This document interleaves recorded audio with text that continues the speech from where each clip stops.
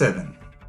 A particle is moving along the x-axis under the influence of a spring force Fx.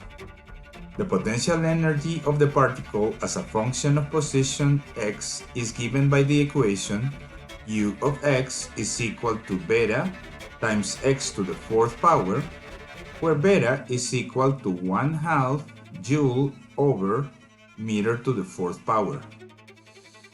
The magnitude of Fx when the particle is at position x equals 0.1 meters is most nearly. Remember that the force is given by the negative of the derivative of the potential energy relative to position. That is equal to the negative of 4 beta x to the third power. At the position 0.1 meters, we have negative 4 times 1/2 times 0.1 to the third power. And that is equal to negative 2 times 1 over 1000,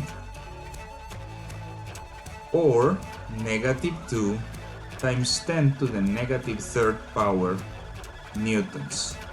Because they ask only about the magnitude, we ignore the negative sign, and your correct answer is option C.